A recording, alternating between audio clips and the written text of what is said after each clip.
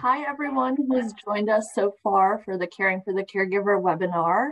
Just wanted you to know that we'll be getting started in a minute or two.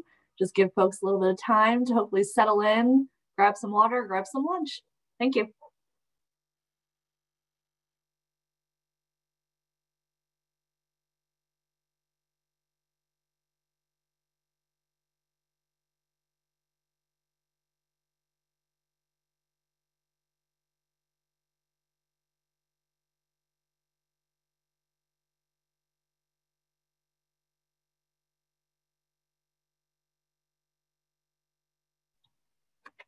Hello, and welcome everyone to today's webinar, Caring for the Caregiver. My name is Kathryn Downs, and I am the Policy Director at the Massachusetts Executive Office of Elder Affairs, or EOEA for short. EOEA is the state's agency that focuses on delivering aging and caregiving services. And our mission is to promote the independence, well-being, and empowerment of older adults in community and supporting their loved ones. And that is why I am so excited to be launching this very important webinar series with you all today in partnership with our good friends and colleagues at the Massachusetts eHealth Institute and Mass Home Care, as well as working very closely with my close colleague, Molly Evans, who many of you may know. She runs the state's Family Caregiver Support Program. Family caregivers are essential to our society. You might be here because you provide hands-on care for a loved one, or maybe you help do grocery shopping or manage finances for mom or dad. Maybe you're here as a parent caring for a child with a disability, or as a partner to someone living with a serious illness. Or maybe, just maybe, you are here because you hear the words caregiver and think, hey, I think I could be embracing that role at some point in the future for somebody that I care about. Whatever the reason, welcome. Thank you for being here. And please know that we see you, we hear you, and we thank you for everything that you do for your loved ones every day. We know that caregivers have access to a lot of information. One of the pros and cons of the internet is there's a lot out there, but there's such little time to go through everything. And so by launching this webinar series, our goal is to curate, centralize, and elevate the helpful information, programs, services, tips, and resources that can help you in your caregiving role and your caregiving journey. We hope that by the end of today's webinar, you leave here with some new nugget of information or something that you can try in your own personal life, and also knowing that this is a community. We are all truly in this together. So let me orient you to today's program. In just a few minutes, we'll hear a welcome from Secretary Elizabeth Chen, who's the Secretary of the Executive Office of Elder Affairs and a fierce champion for family caregivers. Next, we'll transition to a panel discussion hosted by Lisa Gargoni, the Executive Director of Mass Home Care, featuring 3 of our esteemed family caregiver specialists from the Massachusetts Family Caregiver Support Program, which is just one of many programs and services in our Aging and Disability Network. Then we'll transition to a very close colleague of ours at the Department of Children and Families, Dina McCarthy. Dina is a Zen master and will be leading us through a little bit of a guided meditation. As part of taking time for yourself during these webinars, we really wanted to bring that element of self-care and relaxation. So each time we'll try a different technique. And lastly, we'll finish with Laurance Stuntz, the director of the Massachusetts eHealth Institute, to share a little bit more information about why Mass eHealth Institute is involved in this work, and just to share a little bit more information about our next webinar happening in June. And before I turn it over to welcome from the Secretary, I just wanted you to know that we are so grateful for you taking the time to be with us today, and that we are excited to start a conversation with you. If you are interested in engaging with us, whether that's submitting questions or submitting comments, please feel free to enter information in the Q&A function at the bottom of your screen as part of the Zoom. Please feel free to email masscaregiver@mass.gov. Or for those who are a little more technologically savvy, feel free to participate in the conversation on Twitter by using the hashtag #MassCaregivers. And with that, I would now like to turn it over to Secretary Elizabeth Chen. Hello, good afternoon. My name is Elizabeth Chen, and I am honored to serve as the Secretary of the Massachusetts Executive Office of Elder Affairs. First, I want to recognize and thank each of you for the work you do as family caregivers and for your work to support family caregivers. Thank you for taking the time to join this important webinar today. The COVID-19 pandemic has not been easy on anyone.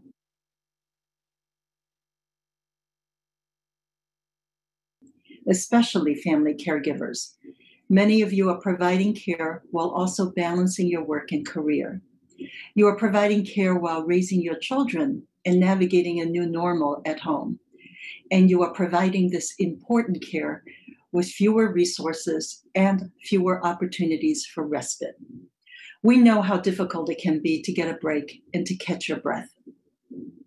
Your role and responsibilities as caregivers show your courage, your strength, and your resilience. Our hope is that this webinar series will share helpful information and practical tools for you and your fellow family caregivers throughout the Commonwealth. On behalf of all of us at the Executive Office of Elder Affairs, please know that you are making a difference and that you are not alone. Ask for help, share your stories, and celebrate your role as a caregiver. Thank you again for all that you do, and I hope you will find today's program helpful.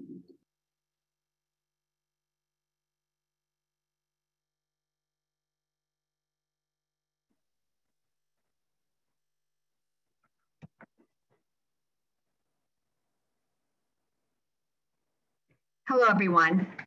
My name is Lisa Gorgoni. I am the Executive Director of Mass Home Care.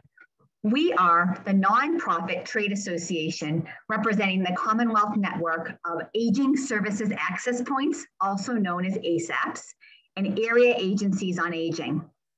Our network of local, community-based nonprofits is the place to turn when you are looking for free, unbiased information on family caregiver resources in Massachusetts.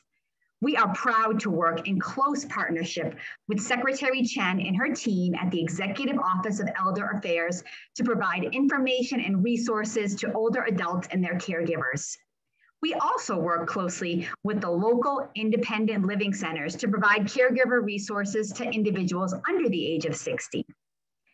And as Kathryn stated and Secretary Chen, we are so excited to join Elder Affairs and the Mass Tech Collaborative today to launch this caregiving webinar series.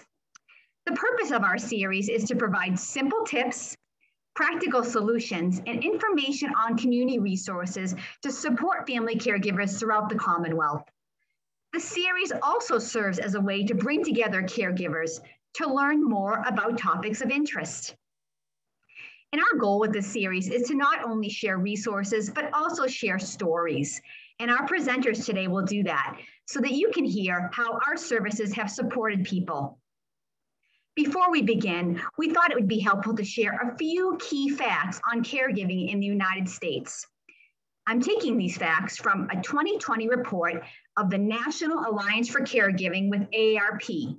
They surveyed caregivers throughout the country, and found that the number of Americans providing unpaid care has dramatically increased over the last 5 years. Nearly 1 in 5 Americans are providing unpaid care to an adult with a health or functional issue. 61% of caregivers in our country are women, and 39% are men. 34% of family caregivers fall into the boomer generation, but there is actually growth in the millennial generation where 23% actually serve as caregivers today. In addition, Americans do report that caregiving does make their health sometimes worse. And that's why, again, we are holding this program. We really share these statistics with you today for 3 reasons. One, we want to make sure you know that you are not alone. There are so many of us providing care to our loved ones in so many different ways. And especially during the COVID-19 crisis, the caregiving responsibilities for all of us have increased. I know for myself, I have been more engaged with not only my own children, but relatives and neighbors in providing support during this time. Caregiving can be very stressful and can impact you in many ways. And the other point I want to make today is it's really so important to take care of yourself. And then finally, caregiving is everywhere, and it will take all of us, our systems, institution, the state is really committed to this, also the legislature, and we're also seeing on the federal level, the government stepping up. We all need to work together to make the changes to better support you and your families. So the focus of our first webinar today will be on the Massachusetts Family Caregiver Support Program. And I am extremely honored to introduce our panelists who come to the session from our ASAP network and work every day to help families navigate existing services and supports. I'm now going to ask each panelist to turn on their videos and introduce herself and her organization. I'm going to start with Brenda. Hi, good afternoon. My name is Brenda Labby, and I work at Greater Springfield Senior Services. Great. Kathy? Hi, I'm Kathy Leonard, and I work for Mystic Valley Elder Services, and I've been with the program for almost 20 years. Great. And Stacy? Good afternoon, everyone. My name is Stacy Amidio Alpert, and I work at Boston Senior Home Care. Great. So we're going to go through some questions for each of the panelists. Brenda, I'm going to have you start. Can you talk a little bit about the Massachusetts Family Caregiver Support Program and how that can help? What services and supports does it offer to families? Thank you. So yes, the Family Caregiver Support Program in Massachusetts is committed to helping family caregivers learn about the resources and the supports that are available in their community, which of course would then help support their caregiving efforts and endeavors. We know too well that family caregivers provide so much support to their loved ones, the people that they care for, but they can't do it without the supports and resources in the community. So it's our job as caregiver specialists within the Family Caregiver Support Program to work with family caregivers to explore the options that are available to them. It is our job to know what's out there for resources, since they're changing so rapidly every day, every week, every month. So we make sure that we have available resources that we can share with family caregivers that is relevant to their caregiving situation. The information that we provide to family caregivers, which we do through oftentimes telephone appointments or through home visits to visit with a family caregiver. It's so much easier to visit with you and sit across a kitchen table or next to you on a sofa and talk about what's important for you. And that is one of the hallmarks of the Family Caregiver Support Program is person-centered counseling. What's important for you? What are your strengths, your struggles, and the information and resources you might be looking for? And so we will curate through the information and resources in the community that's available to you and provide you access and oftentimes even assist you with referrals to other resources in the community. Great, thank you, Brenda. Kathy, would you like to talk about who is eligible for the program? Yes, sure. Who is eligible? Adult family caregivers or other unpaid caregivers who are over the age of 18, caring for an individual over the age of 60, caring for an individual of any age diagnosed with Alzheimer's or related dementia. Family caregivers age 55 and older who are caring for an adult with a disability, age range 18 through 59. Caregivers in this category may be parents or siblings or other relatives, and grandparents or older relatives who are primary caregivers for grandchildren. The caregiver must be 55 years or older, caring for a child under the age of 18. The consultation with someone from the Caregiver Support Program is at no cost to the caregiver. Thank you. Stacy, how can family caregivers learn more and take next steps? So Mass Options is a great place to start. They're a great resource. They will link you with different services and supports throughout the state of Massachusetts. There's a specific link on the Mass Options website that will link you to the caregiver support specifically. And from there, you can expand your knowledge on caregiving. And as everything that Brenda and Kathy have already mentioned, you can also find specific information on your area. So that's massoptions.org. And they give you many avenues of communication when you reach out to them. You can call, you can email, you can instant chat with them. So there's really something for everyone there.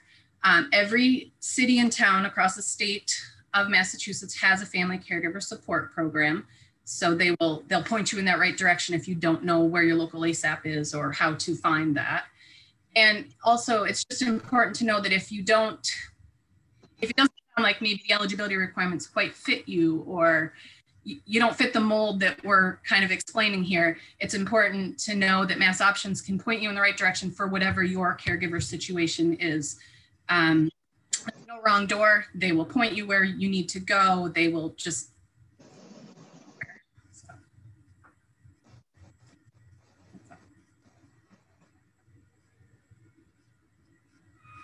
We lost you there, Stacy, a little bit, but that was, thank you. And I do think, Stacy, to your point, Mass Options is a great resource and not a lot of people, enough people know about it. So I'm glad you shared that. And please see the chat. We did share the information on Mass Options, which provides information for all ages, all generations.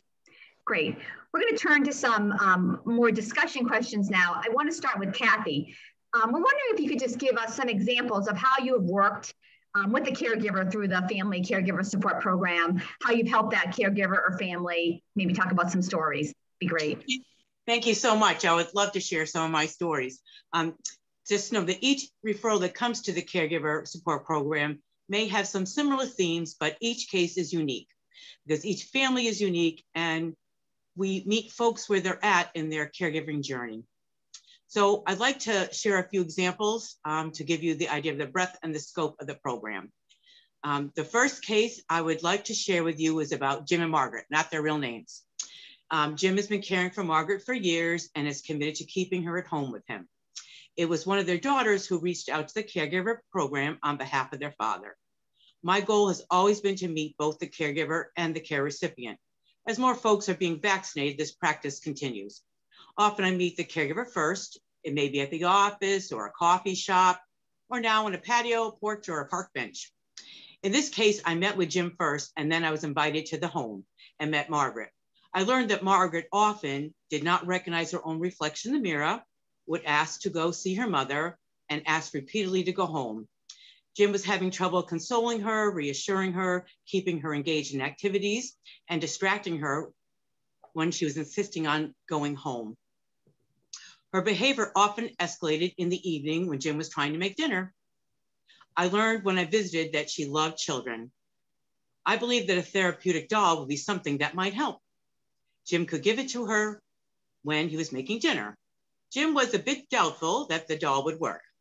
I was able to access caregiver funds under a supplemental scholarship to purchase the doll that was recommended by the Alzheimer's Association that would weight just right for a baby. I ordered the doll. When it arrived at the office, I took it out of the box and wrapped it in a blanket. I drove it to the house and rang the bell, and Jim answered the door. He was expecting me.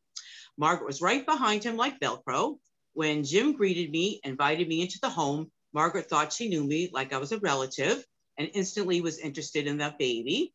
I sat down on the couch with her and I had a clear view of Jim sitting in his recliner chair across from us. I could tell he was wondering how this was all gonna work. I asked Margaret if she wanted to hold her and she said yes. She asked me her name and asked if she could kiss her. I looked over at Jim and I'll never forget the smile on his face to see her so engaged with the doll. I asked her to babysit, she agreed, and the rest is history. The doll worked. So that's just one example. I have another one. The next case I'd like to share is about John and June.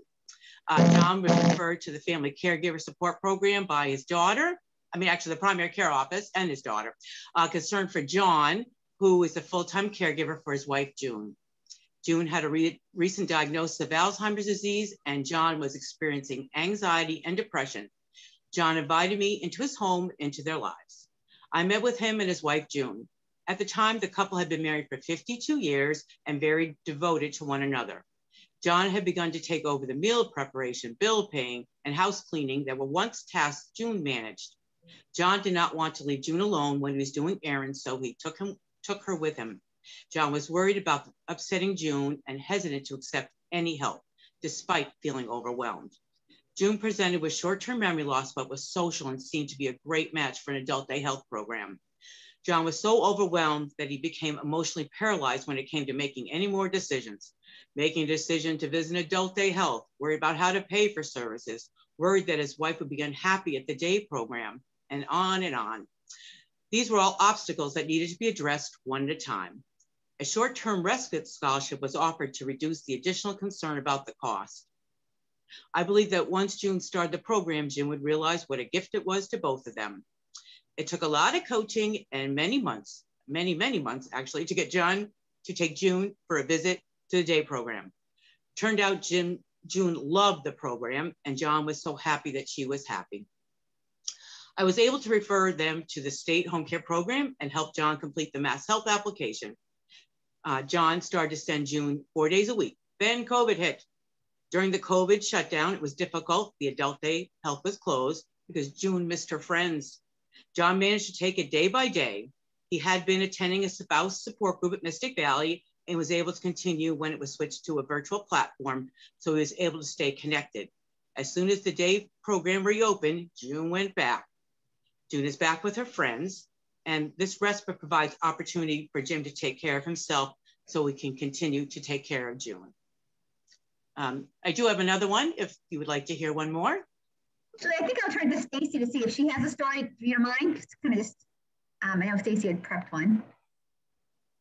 Well, I think, Kathy, you lead right into what I was going to talk about, which is great, which was kind of once the pandemic did strike. And that is where we had to shift gears into what technology can we help with to help these people stay connected and, lessen isolation and all that kind of stuff. So, and it's not just my agency, the caregiver programs across the state, they have all had to get creative with how we can assist, especially with, as I mentioned, those caregivers who might not have been able to, especially in the beginning of the pandemic, get over to their loved one's house as easily, quarantining and all that kind of stuff. So this is where technology played a very big role in helping people stay connected.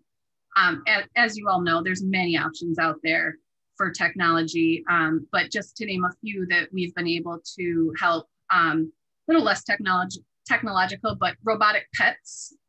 They are a huge source of comfort for people who might feel isolated. So that's one thing that we definitely saw an uptick in ordering to help provide a little bit of comfort there.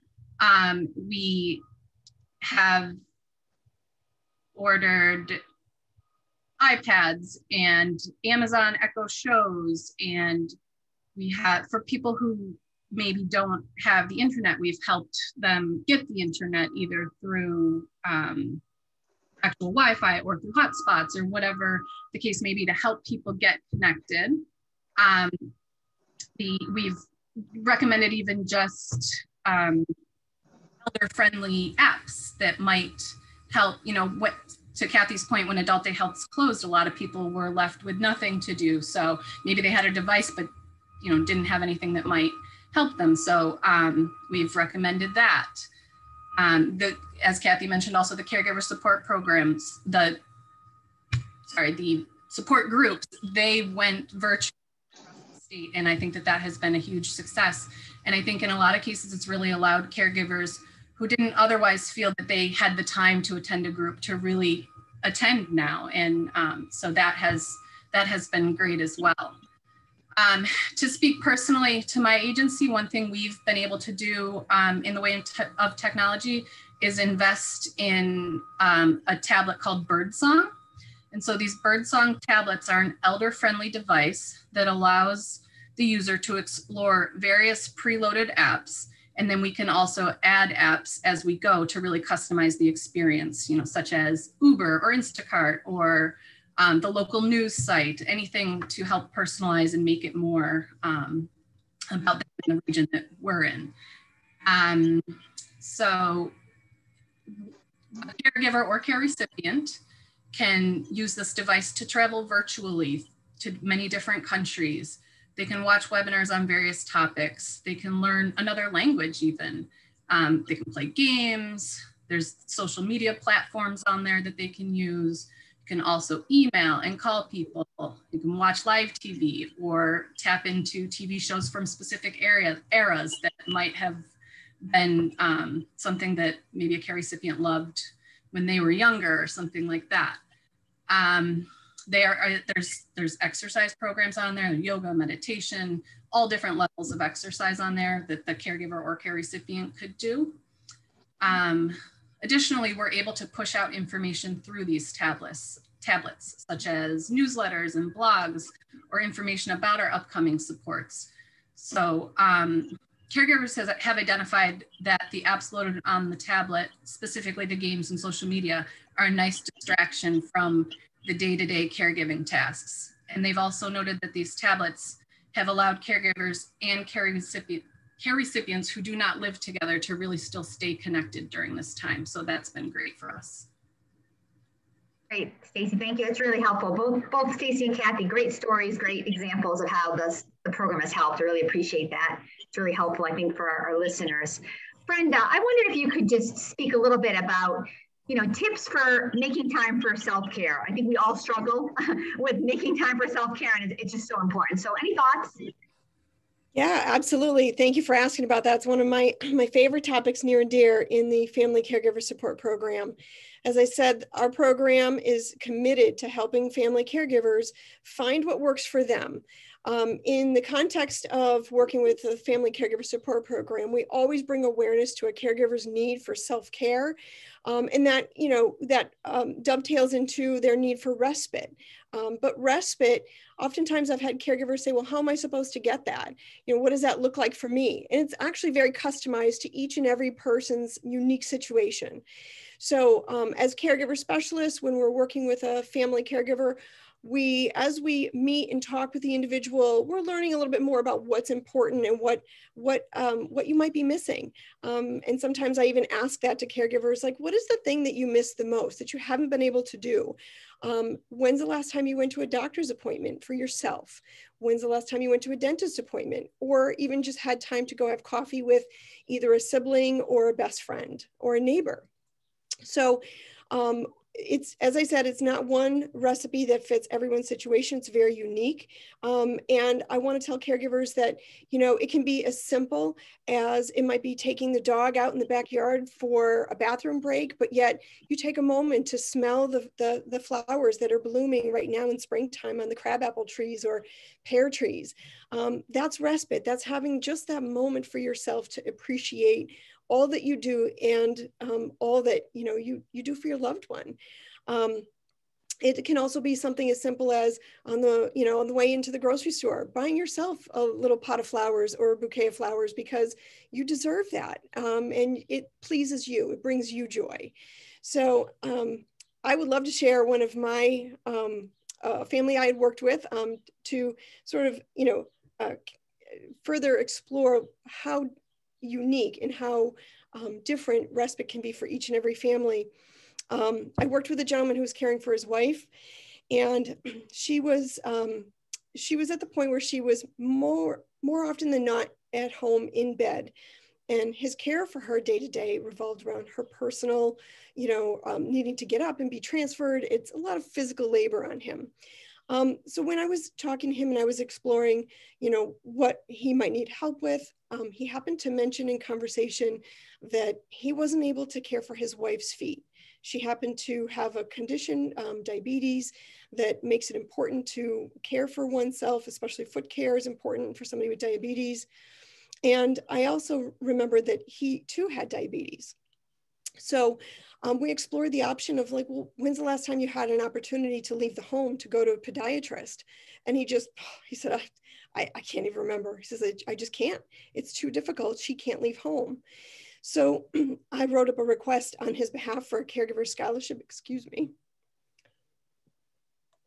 a caregiver scholarship that Kathy happened to mention earlier. I wrote a request for podiatry care in home. And we were able to arrange for several appointments over a few set number of months to have podiatry care come to his home, not only care for his wife's feet, but also care for his. And after the first appointment, he called to tell us, I just want to thank you so much. It makes such a difference to be able to have that that care for myself by being able to arrange for a provider to meet with him in his home. It gave him a little bit of relief, a little stress relief, and made him feel good about himself. And as I will always say to caregivers, thank you for what you do. Great, thank you, Brenda. And if you can imagine, we're almost out of time in our session here, in our part of the agenda. So I'm just gonna ask one final question of all the panelists, and I will start with Kathy, because is there can you just give one piece of advice that you would like to leave the caregivers who joined the call today? What would be your piece of advice? Thank you. I would say there's always hope. By the time many folks reach us, they are feeling overwhelmed and at times hopeless. We don't have a magic wand, but we can offer a listening ear. We can offer strategies, connection to services, connection to other caregivers where they don't have to feel so alone. Great, thank you, Kathy. Stacy, your thoughts? Almost to echo what Kathy said, just reach out, ask for assistance. As I mentioned before, there's various options out there for many different types of caregivers. There's no one size fits all program. And that's the beauty of this, is that we can be creative and really try to meet the needs. Great, thank you so much. Brenda. As I know it's been said before, but it bears worth saying again, which is you're not alone. The Family Caregiver Support Program is exactly what it was designed to do, is to help you. And so you're not alone, and we are here to help guide you. There's so much information available in the community. We know that with caregiver burden, caregiver load these days, it's difficult to begin the search for help. That's what we're here for. The Family Caregiver Support Program is here to help guide you, support you, and provide you your options in the community to support your caregiving efforts. Please call. Thank you. Yeah, I wanted just to reiterate too, I think a lot of times people don't know where to start, as you guys have said, and there are a lot of things that you may Google and companies come up, but we work, our network, the Family Caregiver Program works directly with the state and elder affairs. We have funding from the government, the state government, federal government. We are really trying to support the community in a non-biased way, no matter what your income, no matter what your needs. We want to point you in the right direction and give you support. So we're really a trusted source of information. So please try and call us first. Go to Mass Options. We're a really great partner, and we want to help you as best we can. So thank you so much to our panelists. You've really done a wonderful job today, giving us a very quick an important overview of the Family Caregiver Support Program and all of the aging services that we offer in Massachusetts. Our June webinar will focus more specifically on other programs that the Aging and Disability Network provides. We're really excited to launch with this really important program. So thank you again to our panelists. And I'm now pleased to turn the program over to Molly Evans from the Executive Office of Elder Affairs, who will introduce the next item on our program. Hello, everyone. Many thanks to Lisa for facilitating that wonderful discussion. And thank you to Brenda, Stacy, and Kathy for making the Family Caregiver Support Program such an incredible resource for caregivers. My name is Molly Evans, and I have the privilege and the honor of working with these wonderful women in my role as manager of the Family Caregiver Support Program. I am now thrilled to introduce the last two segments of our agenda. You've heard today about the importance of taking time for yourself. Brenda did a really wonderful job walking through some examples, but we know this is easier said than done. So today and in future webinars in the series, our last 10 minutes or so will be dedicated to a form of self-care to hopefully leave you feeling restored and at peace. Dinamarie McCarthy from the Department of Children and Families will lead us in a 10-minute guided meditation, followed by closing remarks and announcements by Laurance Stuntz from the Massachusetts Technology Collaborative. And with that, I will turn it over to Dinamarie, who will lead us in a 10-minute guided meditation exercise. Thank you.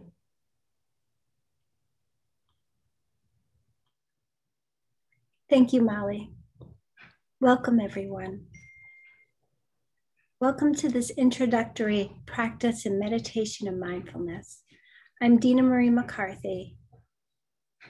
I will invite the bells, which symbolize the beginning and ending of our practice, and serves to focus attention, bringing it out of future worries or pulling it away from past concerns to cultivate a sense of inner peace, to carry you throughout your day. This sitting in meditation is simply a time to be.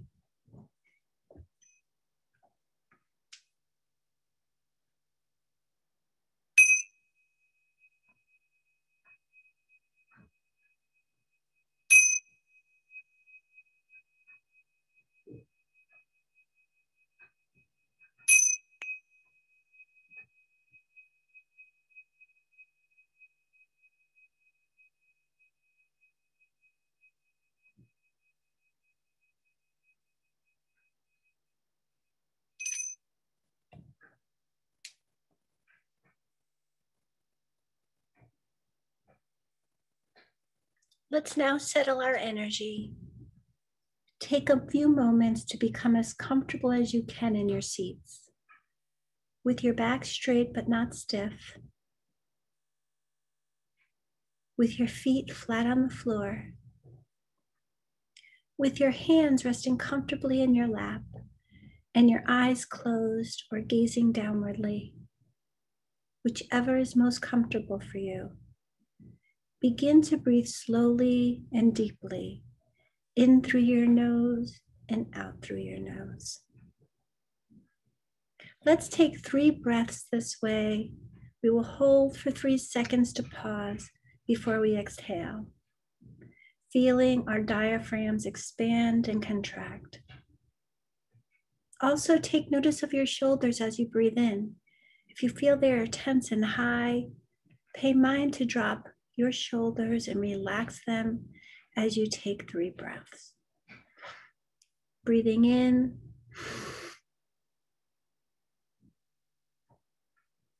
and breathing out. Breathing in,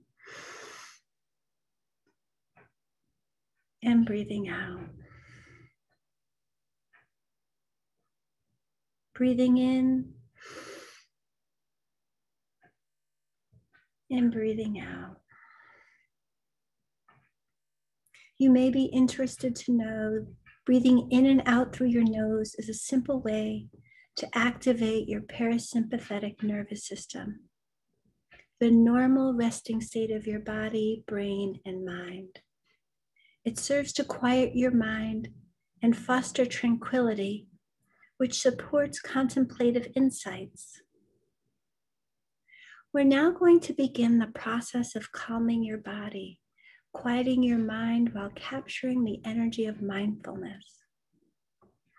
Just allow yourself to enjoy this brief time that can change how you feel. You can think of this time as a gift to yourself. Breathing in, I am giving myself permission to be in stillness. Breathing out, I smile with a sense of self-compassion. From time to time, your mind will wander off into thoughts. When you notice that your attention is no longer here and no longer with your breathing, without judgment for yourself, bring your attention back to your breathing and ride the waves of your breath, fully conscious of the duration of each breath from moment to moment. Every time you find your mind wandering off your breath, gently bring it back to the present by breathing in and breathing out, and perhaps saying a short mantra. Breathing in, I am aware I am breathing in. Breathing out, I am aware I am breathing out. This breath, this moment. It's okay and quite normal to get off track and to get lost into our thoughts. The truth is, most of us are running a steady commentary on life. We're judging, we're refining, we're planning, we're regretting. We tend to run loops around our feelings, particularly around anger or resentment, slight injustices. Our egos are at the ready to defend, to protect, to boast, to explain, to affirm or deny. When we realize we're off and running in that habitual space, we gently guide ourselves back to mindfulness of our breath. Breathing in, I am aware, I am breathing in. Breathing out, I am aware, I am breathing out. With your thoughts moved along, pay attention to your body as it feels more relaxed and maybe a little heavier as you continue relaxing. Stay aware of your breath throughout the meditation. Begin to connect with your inner thought and feeling. Avoid the tendency to get caught up in your thoughts. Instead, begin to notice them as they pass across your mind. Let them go as they pass. Maybe you have noticed the several thoughts you've had already which have come and gone. Your thoughts are impermanent. As they come, you may want to imagine your thoughts upon a cloud, traveling across the blue skies of the world. Breathing in loving kindness and compassion. Breathing out peaceful, healing energy. Meditation is about focus and concentration, doing one thing at a time. It is a practice of being in the present moment in stillness. Meditation is not about trying to improve yourself or get anywhere else, but simply to realize where you already are. The goal is to focus attention on one thing, your breath, and being aware of the movement of your body with each breath, finding the pattern and flow of your breath, and anchoring yourself to the present moment with this awareness through your breath. Breathing in, my breath grows deep. Breathing out, my breath grows slow. Continue to breathe slowly, deeply, and gently. You're breathing graceful, fluid like a slow river that travels across stones and felled branches, cascading in rhythmic ebbs and flows. Perhaps you can sense the energies flowing through your body as you breathe comfortably in and out. Begin to feel the heaviness of your body sinking into your seat. Your body is calm and relaxed. Your mind is completely aware. Breathing in, I am aware there is nothing for me to be concerned about at this present moment in time. Breathing out, I surrender myself to this present moment of peace, calm, and stillness. Breathing in, I harness my wandering mind to my breath. Breathing out, I visualize my thoughts on white, fluffy clouds moving across the blue skies, assured that I can take up those thoughts if necessary after this peaceful, relaxing, sacred experience in meditation.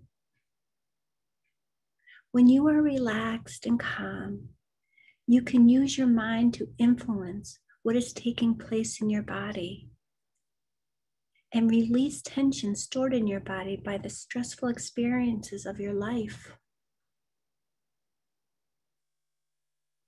Breathing in and breathing out.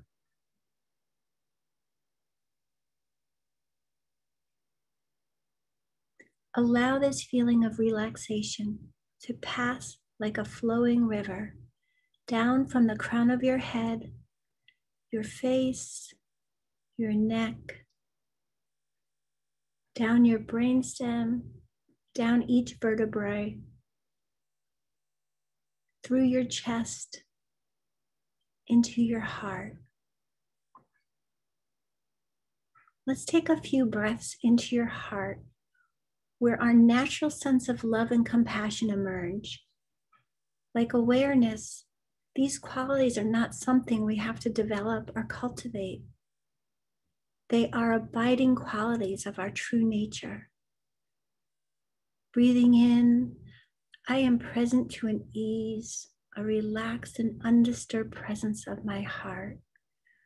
Breathing out, I smile in recognition.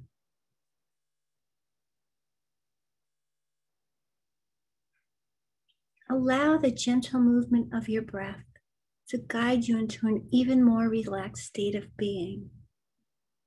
Notice how calming it is to breathe this way. We return to your body's energy and light, loosening tension with every out-breath and passing relaxation onward to your shoulders, your arms, your elbows, your wrists, hands, fingers. Perhaps you are becoming aware of the sensations in your body. Maybe you feel tingling in your fingers. This tingling is your chi. Let's naturally breathe in and out as we continue into the lower half of our bodies. Your hips, your legs, your knees, back of your knees, lower legs, your ankles, the soles of your feet, giving a nod of gratitude to our feet, which physically ground us in this world, and finally into your toes.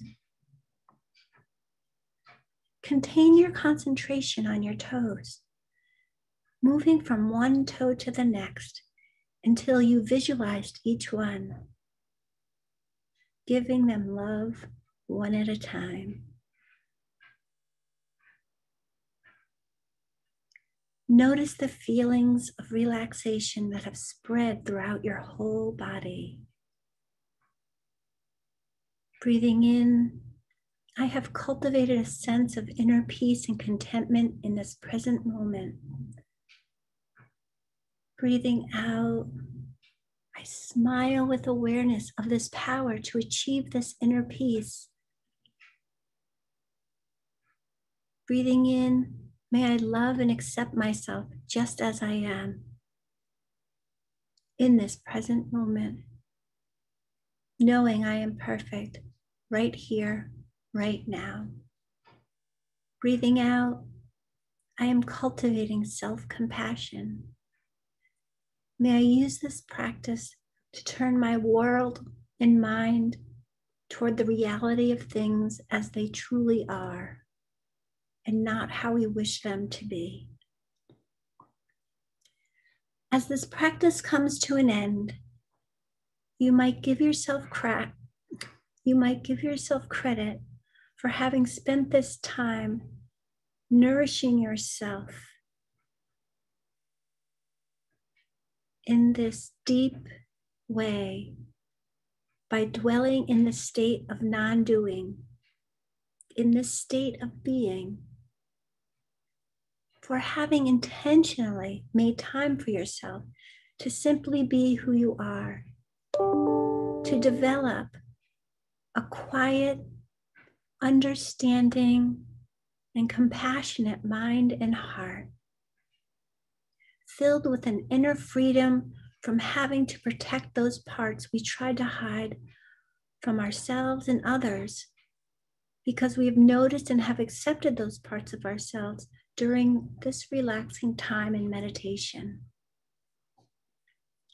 And as you move back into the world, allow the benefits of this practice to expand every aspect of your life.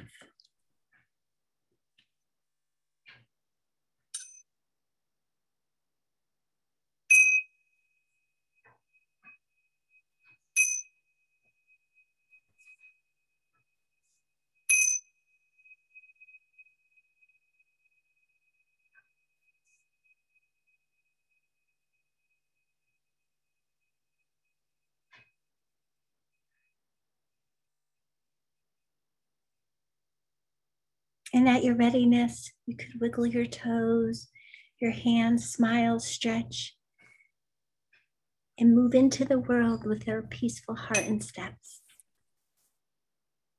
Namaste. Thank you. Thank you, Dinamarie. That was a wonderful break in the middle of a busy day, so thank you very much. Good afternoon. My name is Laurance Stuntz. I'm the director of the Massachusetts eHealth Institute at the Mass Tech Collaborative. Mass Tech, for those of you who aren't familiar with us, is a quasi-public economic development agency focused on building the innovation economy here in Massachusetts. And as part of that, we've been working with the Executive Office of Elder Affairs, Mass Home Care, and a host of other public and private partners to educate the community about the importance of family caregivers to the overall economy. And we're proud to co-host this webinar series as part of that mission. So first of all, thank you for taking this time for yourself. Thank you to our presenters for a great session. A few final housekeeping items. After you leave this webinar, you'll have the opportunity to answer a poll. Please do so because it helps us to understand your reactions to this session and figure out how we can improve future sessions. We will be hosting these webinars for family caregivers like you each month. Our next webinar will be on Wednesday, June 23rd at noon at 12 p.m. And we'll give an overview of the Aging Services Network in Massachusetts with a specific focus on how you as a family caregiver can access services and supports for yourself or your loved one. You can register for that session right now at the link that Paul just dropped in the chat. And we'll be sharing that link more broadly as well. And lastly, I invite you to visit our webpage on the Mass Home Care website, which will have all the latest information on this series, from recordings of past webinars to information on future webinars and the latest resources for you to check out and use. And please feel free to send us a note at masscaregiver@mass.gov with any questions, comments, or feedback you have. Thanks again. Have a great afternoon. Talk to you later.